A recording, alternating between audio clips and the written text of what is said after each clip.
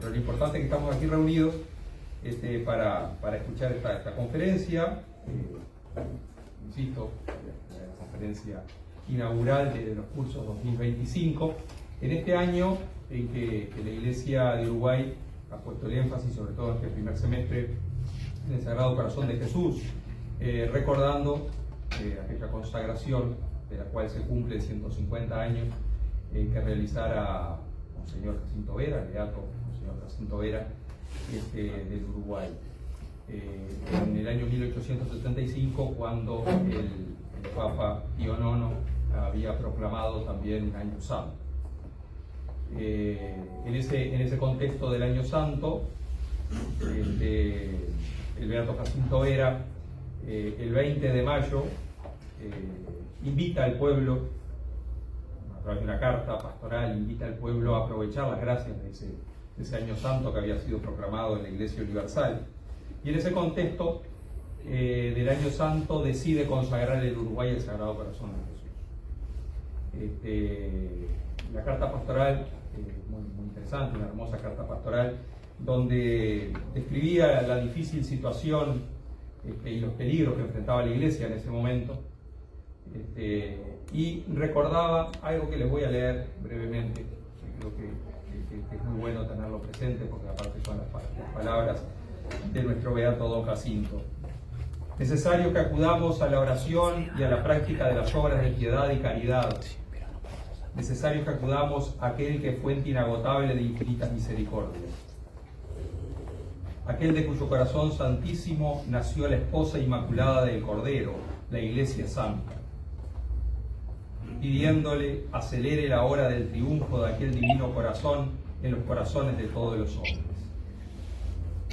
A ese corazón santísimo, centro y volcán del más puro amor, es a quien debemos de una manera especial volver nuestros ojos, poniendo en él nuestra esperanza en estos momentos de prueba.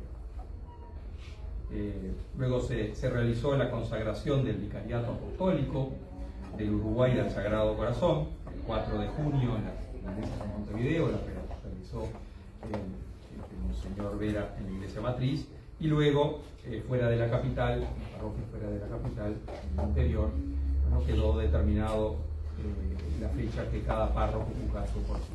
Por eso es que este año, al cumplirse los 150 años de este acontecimiento, la Iglesia de Uruguay quiere renovar esa consagración, que también va a ser realizada el 12 de junio en el Santuario Nacional relativo al Sagrado Corazón de Jesús del Servicio de la Iglesia, y también en las parroquias del interior. Quería traer a colación este hecho que estamos celebrando como Iglesia este año y el tema que elegimos justamente para dar inicio a estos cursos de la Facultad de Teología, un tema relacionado con el Sagrado Corazón de Jesús, cuya consagración del Uruguay que estamos entonces celebrando los 150. Sin más preámbulos, paso a presentar entonces a quien nos va a hablar hoy sobre el Sagrado Corazón, el padre Germán Pravia. El padre Germán es de la Orden Dominicos, recibió su educación en el Colegio y Liceo Lamennais y realizó su vida parroquial en la parroquia Santa Rita de los Padres Agustinos, en el uruguayo. Pero por su búsqueda vocacional pronto se mudó a Argentina, donde fue ordenado presbítero en el año 1993, incardinándose en la diócesis de Quilmes. Era miembro de una organización, de una asociación misionera, por eso prestó sus servicios ministeriales en Quilmes, en Moreno y luego también en la diócesis de Asunción de Paraguay. Posteriormente ingresa a la Orden de los Predicadores, a la Orden Dominicana, y ahí profesa, hace sus votos simples en el año 2019 y su profesión solemne en el año 2022. En el año 1993 obtuvo el título de bachiller en teología por el Instituto Superior de Estudios Teológicos de Buenos Aires, afiliado a la Universidad Pontificia Salesiana de Roma. Recibió la licenciatura en composición musical con medios electroacústicos en el año 2011 por la Universidad Nacional de Quilmes. Es máster en teología espiritual en el año 2021 por la Universidad Pontificia de Comillas y recibió el doctorado en teología por la Pontificia Universidad San Esteban de Salamanca con la tesis El acompañamiento espiritual en la orden de predicadores, testimonios y fundamentación teológica. Su tesis doctoral es bastante reciente, ¿no? El año pasado. Ha enseñado música en el Conservatorio de Música de la Universidad Católica Nuestra Señora de la Asunción y teología en el Centro de Formación Teológica de Quilmes. Actualmente se desempeña como profesor invitado en la Facultad de Teología San Esteban de Salamanca, en el Centro de Formación Inicial y Permanente de la Vida Consagrada Santo Tomás de Aquino de Buenos Aires y es también profesor en nuestra Facultad de Teología. Así que bueno, con esta presentación dejo la palabra al Padre Germán. Bueno, buenas tardes para todos, a todas. Hoy, primero que nada, agradezco a la Facultad de Teología, en la persona del doctor González Merlano, esta posibilidad de participar en esta lección inauguralis. Para mí también ha sido una ocasión de ahondar, de profundizar, de enriquecerme mucho y bueno, siento cuando uno comparte también se enriquece. Como bien también señaló el doctor Gabriel, quiero destacar en primer lugar el marco en el que esta lección inauguralis toma lugar. Es lo que podríamos llamar una sinfonía de conmemoraciones. En nuestra iglesia uruguaya, los 150 años de la consagración del Uruguay al Sagrado Corazón de Jesús por el beato Monseñor Jacinto Vera, los 200 años de patrocinio de la Virgen de los 33 sobre nuestra patria, que profundizaremos en el siguiente semestre. En el marco de la Iglesia Universal, el jubileo que nos invita a ser peregrinos de esperanza, el impacto del pontificado del Papa Francisco a días de su Pascua y de su última encíclica, Ilexis Nos, sobre el Sagrado Corazón, justamente. Y si me permiten, en una facultad de teología no puede pasar inadvertido el último año del trienio jubilar de Santo Tomás de Aquino en el 8º centenario de su nacimiento. El título que he sugerido para esta ponencia es el siguiente: ¿Aprendemos teología en el Sagrado Corazón de Jesús? El corazón de Jesús desafía nuestro quehacer teológico. No pretendo desarrollar hoy una teología del Sagrado Corazón de Jesús, sino presentar, a mi entender, cuáles serían los desafíos para hacer teología desde el Sagrado Corazón de Jesús. Y para esto pediré la ayuda a mi hermano Santo Tomás de Aquino, el más sabio de los santos y el más santo de los santos. Para introducir el tema, comienzo recordando que la Iglesia ha insertado a las facultades de teología en el ámbito de la evangelización. Lo afirma el artículo 1 de la Veritatis Gaudium, cita: para cumplir el ministerio de la evangelización confiado por Cristo a la Iglesia Católica, esta tiene el derecho y el deber de erigir y organizar universidades y facultades dependientes de ella misma. El estudio y el quehacer teológico tienen así un ineludible objetivo evangelizador, misionero y hasta testimonial, porque, como dijera San Pablo VI, el hombre contemporáneo escucha más a gusto a los que dan testimonio que a los que enseñan. Y si escucha a los que enseñan, es porque dan testimonio. Y esto vaya si será cierto entre nosotros en Uruguay. Así pues, ser buenos teólogos y teólogas al servicio de la evangelización del Uruguay nos compromete, entre otras cosas, a ser testigos. Esto quiere decir que no solamente debemos poder elaborar una palabra, una reflexión críticamente fundamentada en un lenguaje comprensible por nuestros contemporáneos, sino que además nuestro quehacer teológico necesita imperiosamente poder expresar una sólida experiencia espiritual y una lúcida respuesta a nuestra situación pastoral. Se vuelve cada vez más necesario subsanar un ya largo divorcio entre teología, espiritualidad y pastoral. San Agustín ponía en boca de un hipotético oyente este inquietante cuestionamiento. Cita: si no logras hacerme mejor de lo que soy, ¿para qué me hablas? Si no logras que de injusto pase a ser justo, ¿por qué predicas? Con esto recalca la mordiente transformadora que desafía a toda predicación y en nuestro caso a todo discurso teológico. ¿Cómo hacer que nuestra reflexión teológica sea comprensible, creíble y esperanzadora, que dialogue con nuestra cultura uruguaya, la interpele y la desafíe desde sus propios valores? En definitiva, ¿cómo llegar a ser buenos teólogos? Es decir, personas capaces de hablar del misterio de Dios por cierta experiencia vivida de Él, y personas que puedan escrutar, señalar y responder a lo que la tradición ha llamado los signos de los tiempos. Queremos profundizar este año en el Sagrado Corazón de Jesús como un tema teológico y espiritual central, que sea fuente y fundamento de nuestra evangelización, pues como el Papa Francisco enseña, cita, el corazón de Cristo, que simboliza su centro personal, desde donde brota su amor por nosotros, es el núcleo viviente del primer anuncio. Allí está el origen de nuestra fe, el manantial que mantiene vivas las convicciones cristianas. Fin de cita.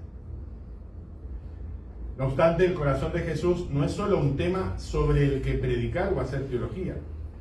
Puede revelar también un modo de hacer teología o predicación. San Pablo VI recordaba que, cita, la evidente importancia del contenido no debe hacer olvidar la importancia de los métodos y medios de la evangelización.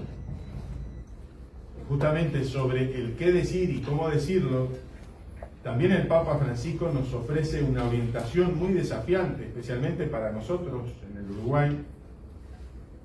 La cita dice: la prédica cristiana encuentra en el corazón cultural del pueblo una fuente de agua viva para saber lo que tiene que decir y para encontrar el modo como tiene que decirlo.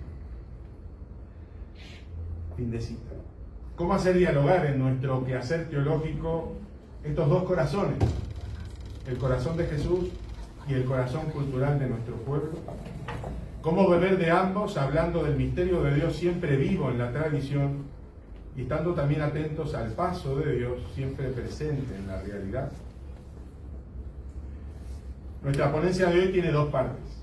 La primera consiste en una breve descripción del origen de la devoción al Sagrado Corazón de Jesús, y la segunda intentará vincular esta devoción con nuestro quehacer teológico, con nuestra búsqueda de ser buenos teólogos y teólogas. Primera parte, una devoción entrañable.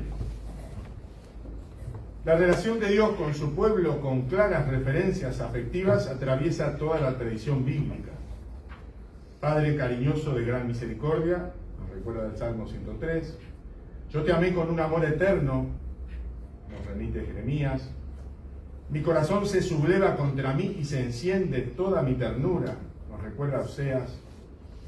Por la misericordiosa ternura de nuestro Dios nos visitará el sol que nace de lo alto, canta Zacarías en su cántico de Lucas, capítulo 1. Estas referencias quedan no solo confirmadas, sino colmadas en el Evangelio, en los Evangelios, que dan testimonio de que Jesús es la encarnación de la misericordia del Padre. Como señala detalladamente el Papa Francisco en Lexis Nos, los gestos de Jesús, su mirada, sus palabras y sobre todo su entrega en la cruz revelan el amor de un Dios apasionado, un amor que sufre por nosotros y se conmueve. Este amor de compasión se ofreció ayer, se ofrece hoy, se ofrece siempre, y siendo para todos, está a la vez dirigido particularmente a cada uno de nosotros. Siglos adelante, en la historia de la teología, los cristianos de la Baja Edad Media comienzan a vincularse devocionalmente con Jesucristo, privilegiando su condición humana y sufriente. En esta corriente, las llagas del crucificado despertaron a la sensibilidad y a la afectividad de los creyentes como un lugar privilegiado de la experiencia espiritual, especialmente la llaga del costado abierto del Señor. Es en el marco de esta eclosión de la afectividad en la experiencia espiritual que comprendemos la orientación hacia el corazón de Jesús. Una frase en latín: patet arcanus cordis per foramina corporis. Se revela el secreto del corazón a través de las heridas del cuerpo, afirmaba de Cristo San Bernardo en su comentario al Cantar de los Cantares. Ciertamente, la llaga del costado ha sido para la espiritualidad medieval el místico hueco en la roca, que es Cristo, donde podemos habitar y encontrar la paz del paraíso, el lugar para gustar la bondad de Dios, para conocer sus secretos, contemplar su misterio y recibir su gracia. En el siglo XIII, Santa Gertrudis de Helfta, benedictina, Santa Ángela de Foligno, laica franciscana, y en el siglo XIV, Santa Catalina de Siena, laica dominica, son apenas una muestra de toda una corriente mística de mujeres que se vincularon con Jesucristo desde el amor de su corazón. Intercambio de corazones, beber del costado de Cristo y hasta la identificación con el Señor mediante sus estigmas, como es el caso de Catalina, han sido algunos de los fenómenos con los que estas mujeres experimentaron el amor del corazón de Jesús. Los varones no se quedaron atrás, entre otros, el franciscano San Buenaventura y el beato dominico Enrique Susón sumaron a la teología experiencial de estas místicas una reflexión más sistemática que permitió a la espiritualidad del corazón de Jesús expandirse en la geografía y asentarse en el tiempo. La metodización de la espiritualidad con la corriente llamada devotio moderna y las pautas para ordenar la afectividad propuestas por San Ignacio en sus ejercicios espirituales son algunos de los pasos que anticiparon las formas de devoción y de culto al Sagrado Corazón que conocemos modernamente.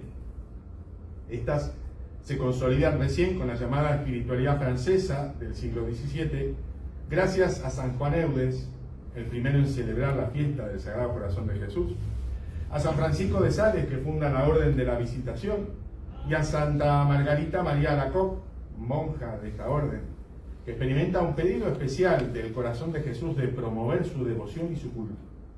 Para esta promoción fue fundamental el apoyo de su director espiritual, el jesuita San Claudio de Colombier, y en general de la Compañía de Jesús, que ha asumido espontáneamente primero y por encargo papal después la práctica y la promoción de esta devoción. En el marco de la herejía jansenista y del movimiento racionalista moderno, la Iglesia juzgó la expansión de esta devoción como un signo de la providencia divina. Y es así que bajo el pontificado de Pío IX, el 25 de agosto de 1856, la Sagrada Congregación de Ritos decretó que la fiesta del Sagrado Corazón se celebrara en toda la Iglesia el viernes siguiente a la octava del Santísimo Sacramento. Posteriormente, León XIII la elevaba a rito de primera clase y Pío XI le daba el rango de fiesta de primera clase con octava privilegiada. Ahora bien, considerar el corazón de Cristo como el núcleo del primer anuncio, según la expresión del Papa Francisco, no significa necesariamente en nuestro contexto actual expandir su devoción según la literalidad promovida por Santa Margarita María Alacoque, que respondía a un particular contexto teológico espiritual. En realidad, la Iglesia afirma que más allá de todas las formas devocionales que se sucedieron a lo largo de la historia, el culto al corazón de Jesús nos revela y nos orienta, en palabras del Papa Pío XII, cita, al amor del divino Redentor, cuya señal y símbolo más viviente es su corazón traspasado. Es la caridad divina, encendiendo progresivamente la vida de los creyentes, la íntima naturaleza del culto que se ha de atribuir al Sacratísimo Corazón de Jesucristo, continúa afirmando el mismo Papa. Vista esta apretada síntesis de la espiritualidad y devoción al Sagrado Corazón de Jesús, avancemos a lo central del tema que nos convoca hoy. ¿Qué nos aporta el corazón de Jesús concretamente para nuestro quehacer teológico? ¿De qué modo el corazón de Jesús nos ayuda para ser buenos teólogos y teólogas? ¿Cómo aprendemos teología en el corazón de Jesús? O si me permiten, podríamos considerar el Sagrado Corazón de Jesús un aula de teología. Comencemos esta segunda parte. El Sagrado Corazón de Jesús nos enseña a ser buenos teólogos. Comentando en el Evangelio de San Juan la escena del encuentro entre Tomás el apóstol y el resucitado, Santo Tomás de Aquino afirma que este apóstol se transformó en buen teólogo al confesar rectamente la fe. Uno de los primeros biógrafos del Aquinate, Bernardo Gui, pone en paralelo a los dos Tomás. Cita: ciertamente no en la duda, explica él, porque el asidero de nuestro Tomás en las cosas divinas era firme y seguro, sino que se parecía al apóstol al penetrar en el abismo del costado de Cristo, entrando como alguien invitado e investigando ahí dentro y expresando los misterios ahí contenidos con tal confianza que es como si sus manos hubiesen asido aquello a lo que señala el dedo de su intelecto. Fin de cita. Sabemos que la devoción y el culto moderno al Sagrado Corazón de Jesús es heredero de la tradición espiritual medieval del costado abierto de Cristo. Nuestra ponencia pretende adentrarnos en este costado abierto para aprender a ser buenos teólogos, como el apóstol Tomás, entrando como invitados e investigando ahí dentro y expresando los misterios que ahí se contienen. Ahora bien, el Evangelio de San Juan nos presenta el costado de Cristo en tres ocasiones. Un primer momento acontece en la última cena,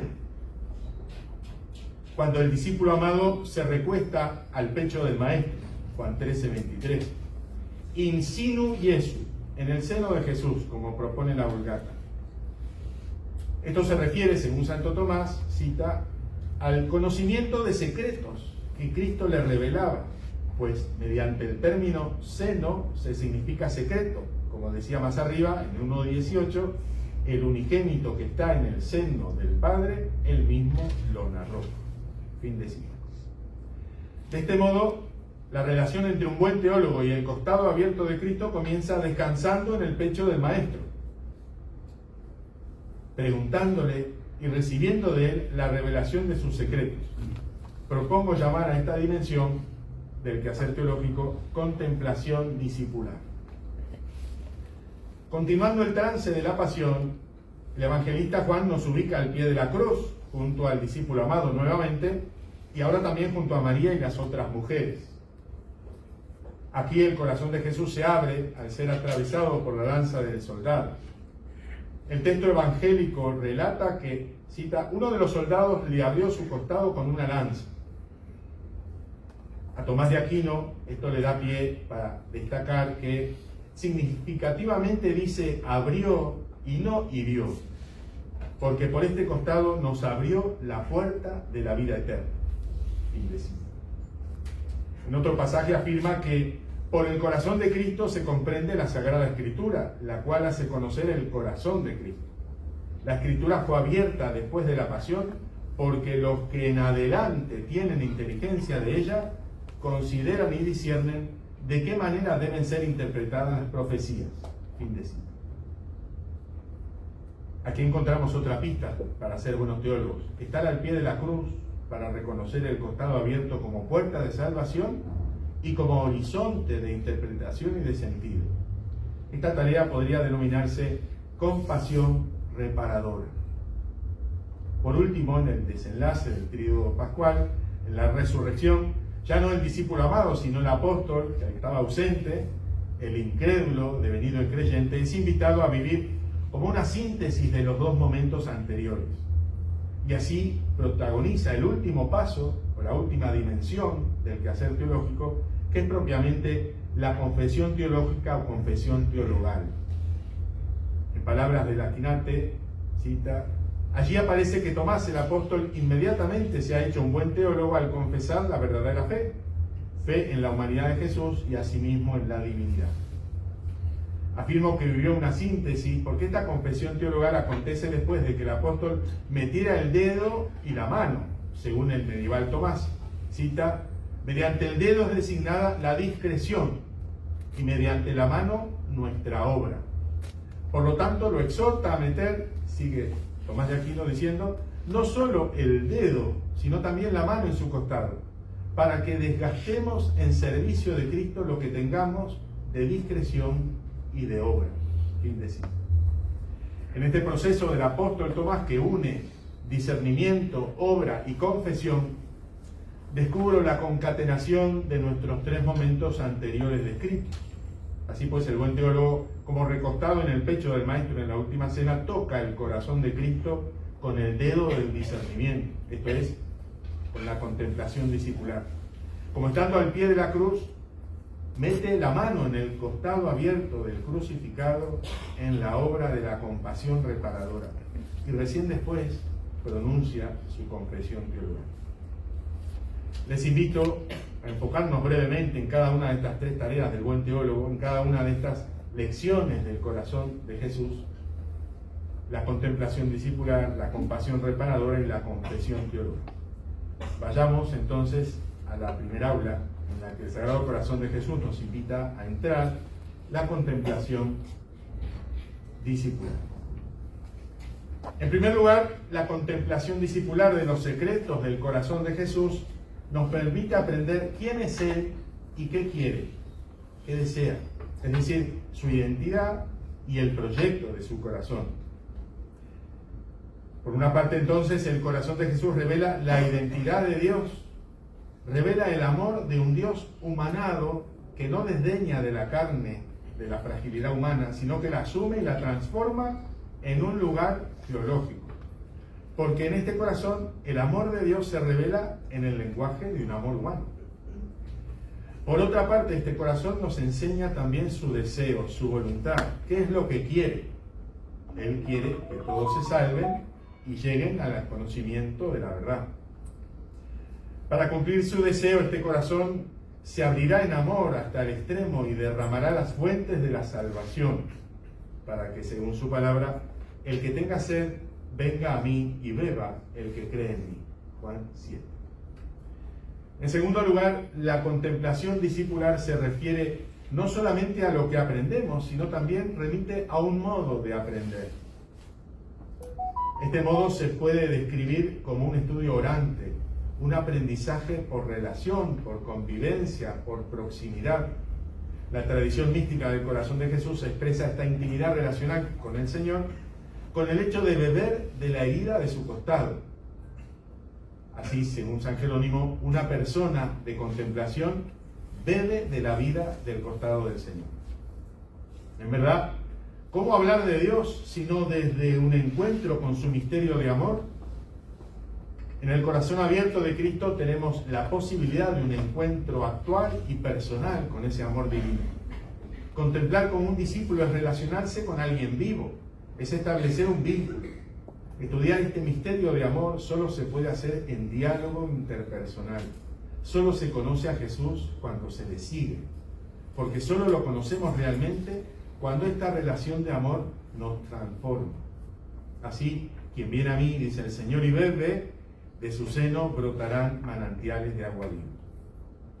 El antiguo Dionisio, conocido como el Areopagita, en su obra Los Nombres Divinos, habla de un aprendizaje por experiencia personal de lo divino, explicando que en quien hace teología se va obrando una transformación, va viviendo un cambio, va siendo otro. Esto es lo que la Suma Teológica llama conocimiento vivencial o sabiduría, sabroso saber, que acontece cuando el conocimiento se vuelve amor. En síntesis, la contemplación discipular, in sinu Jesu, al pecho de Jesús, es el estudio orante que por comunión con los secretos del corazón del amigo va aprendiendo quién es y qué quiere. Y entonces va siendo transformado, porque es el estudio de una palabra de amor que nos va formando a la medida de su corazón. Pues bien, como propone Tomás de Aquino, al dedo del discernimiento le sigue la mano de la obra. Esto es, a la contemplación discipular, al pecho del maestro, le sigue la compasión reparadora al pie de la cruz. Esta es la segunda aula de teología del corazón de Jesús, la compasión reparadora. Para ser un buen teólogo hay que meter la mano en el costado abierto de Jesús, es decir, hay que estar al pie de la cruz. Si Cristo clavado en la cruz es la palabra de amor más elocuente, como afirma Francisco, Dilexit Nos, y podríamos agregar una palabra obrada, pronunciada sin articulación de sonidos, hacer teología es, pues, antes que hablar, callar y obrar. Gran parte de la tradición teológica latinoamericana, representada por Gustavo Gutiérrez, considera que en el quehacer teológico el momento inicial es el silencio, la etapa siguiente es el hablar, y que este primer momento de silencio ante Dios está constituido por contemplación y práctica alimentadas mutuamente. Gran coincidencia con la perspectiva tomista del dedo del discernimiento y la mano de la obra, instancias necesariamente previas a la palabra confesante del apóstol. Ahora bien, este obrar ante todo es el obrar de Jesús para la restauración de la humanidad y del cosmos entero. En la sangre y el agua que fluyen de su costado abierto, la teología descubre la gracia, la vida de Dios en abundancia, ofrecida continuamente a la humanidad en la humanidad de Jesús. Es así como la salvación es teándrica, obra del Dios humanado. Y es así como la extensión de la restauración de la humanidad y del mundo son también teándricas, es decir, obra de Dios por medio de la cooperación humana. Tratando la dimensión social de la devoción al Sagrado Corazón de Jesús, San Juan Pablo II vincula esta cooperación humana con el concepto de reparación, al definirla como a nuestra cooperación apostólica a la salvación del mundo. Y también el Papa Francisco en Dilexit Nos se refiere a la reparación del siguiente modo. Les pongo 3 citas breves. Cita: en medio del desastre que ha dejado el mal, el corazón de Cristo ha querido necesitar nuestra colaboración para reconstruir el bien y la belleza. Número 182. En su divina libertad ha querido necesitar de nosotros. La reparación se entiende como liberar los obstáculos que ponemos a la expansión del amor de Cristo en el mundo. Número 194. El corazón de Cristo es éxtasis, es salida, es donación, es encuentro. En Él nos volvemos capaces de construir en este mundo el reino de amor y de justicia. Nuestro corazón, unido al de Cristo, es capaz de este milagro social. Número 28 y fin de citas. ¿Tiene entonces la teología una responsabilidad social de reparación? Ya lo respondía San Agustín: si no es para hacerme mejor de lo que soy, ¿para qué me hablas? Si no logras que de injusto pase a ser justo, ¿por qué predicas? Ciertamente la palabra es la herramienta propia que la teología tiene para cumplir su responsabilidad social. Sin embargo, el corazón de Jesús también nos enseña que las palabras se comprenden realmente cuando la acción y el testimonio las preceden. ¿Qué fuerza convincente tendría el mandamiento del amor si no fuera porque lo pide aquel que nos amó primero, nos amó siempre y hasta el extremo? ¿No decimos asimismo que a las palabras se las lleva el viento y obras son amores y no buenas razones?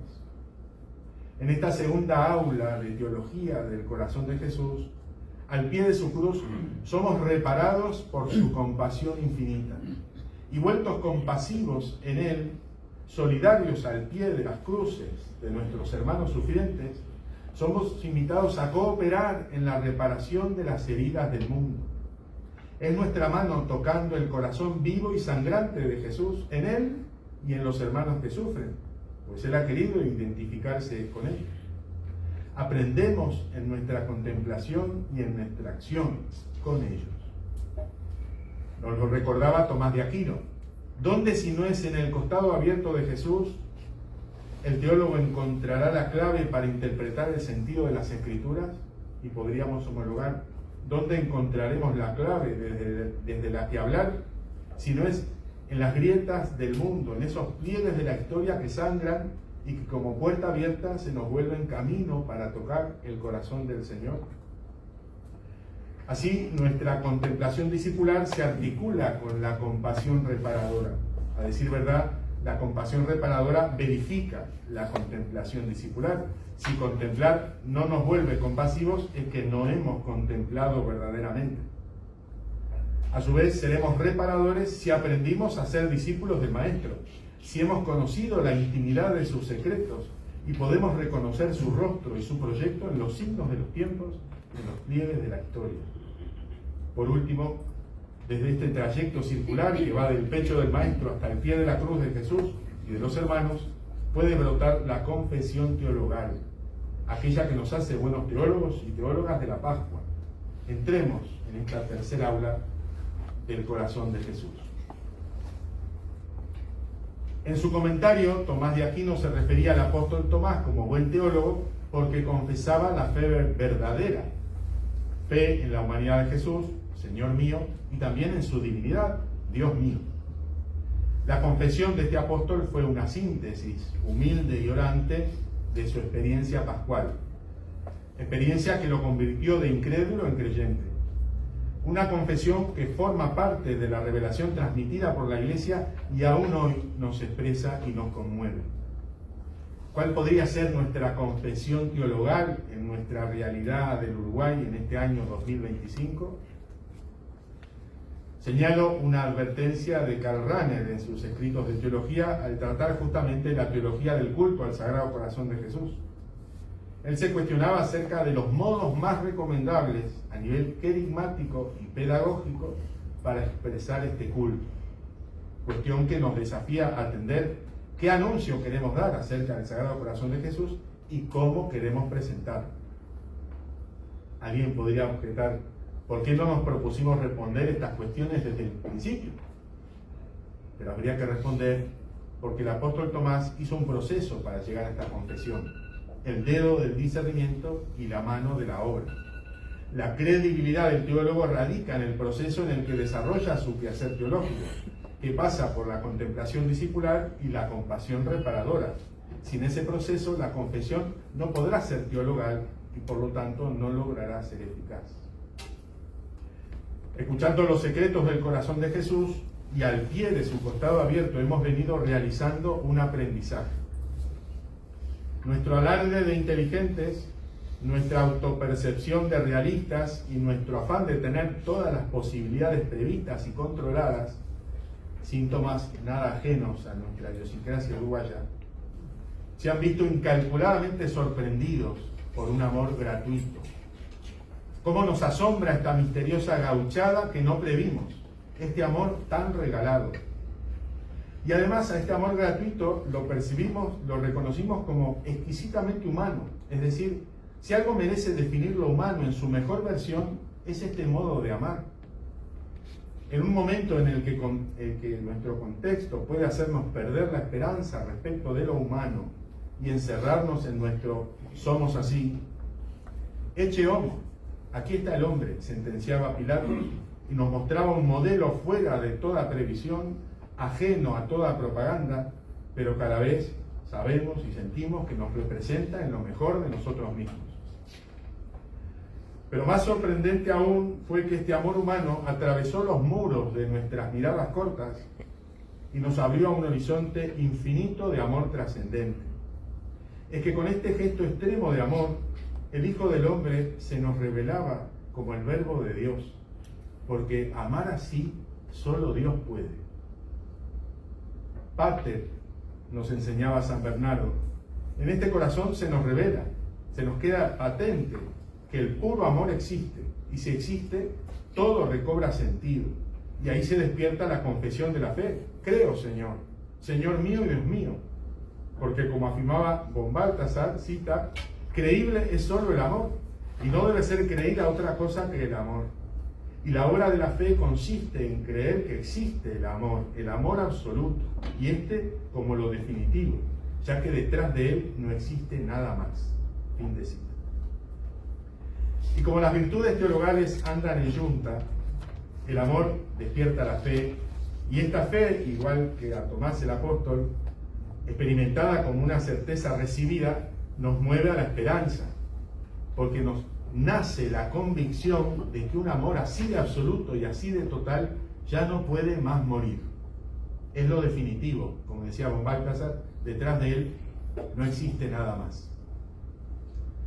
¿Qué mejor llamarada de esperanza podremos compartir con nuestros contemporáneos sino la de que el amor del corazón abierto de Jesús es la última palabra de Dios en el mundo y la definitiva, pues no tiene otra?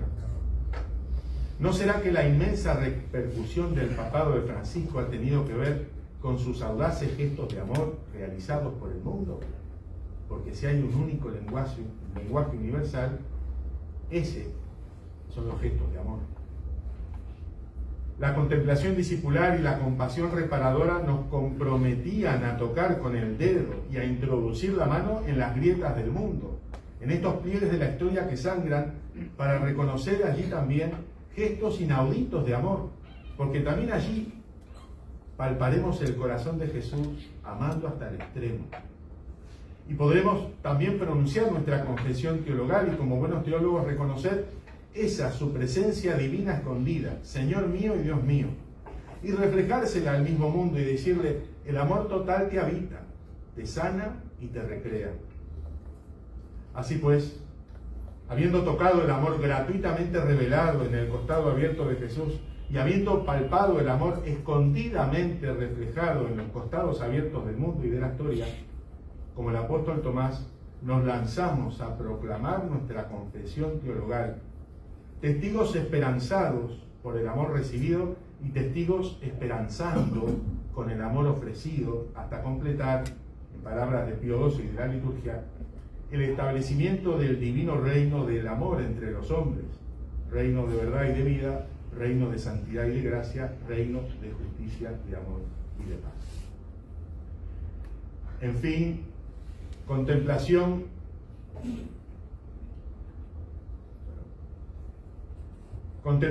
discipular, compasión reparadora y confesión teologal.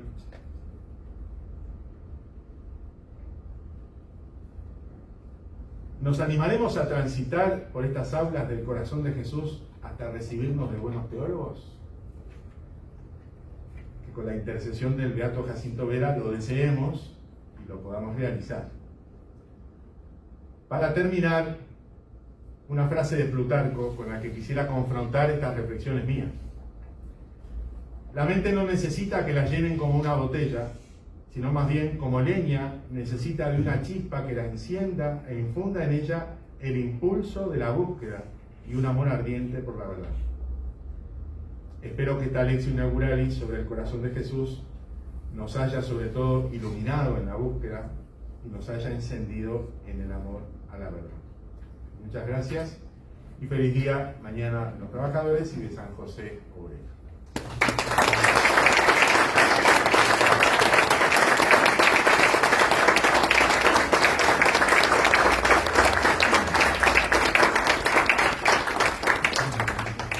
Bueno, agradecemos al Padre Germán entonces esta magnífica exposición. Valió la pena haberla postergado varias veces.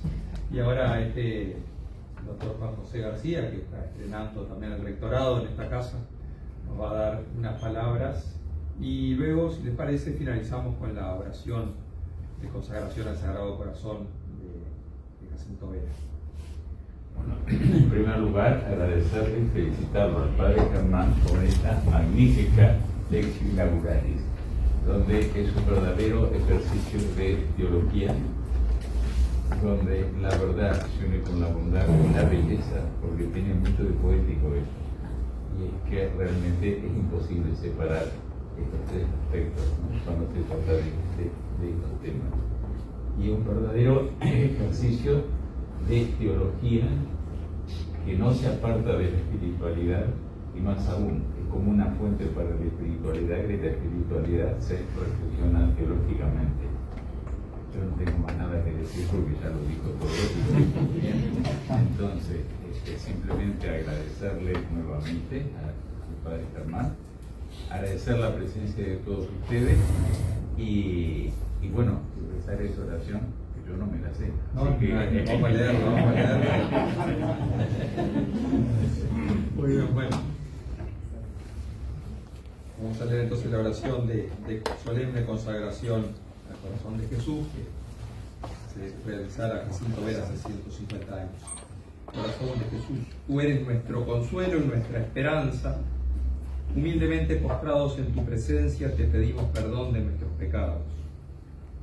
Proclamamos que queremos vivir y morir en tu servicio y corresponder dignamente a tus soberanos designios de misericordia en favor de la Iglesia y de la sociedad. Te consagramos nuestras personas y nuestras familias, nuestros intereses y nuestros bienes, el presente y el porvenir. Te rogamos, Señor, acojas benignamente nuestras plegarias por tu santa Iglesia, por la conversión y salvación de los hombres, por la paz y la prosperidad de nuestra patria y de todos los pueblos. Amén. Amén. Corazón santísimo, sálvanos. Corazón de Jesús, ten piedad de nosotros. Bueno, muy agradecido por la presencia de todos. Nuevamente agradecer al padre Germán. Así que buenas noches.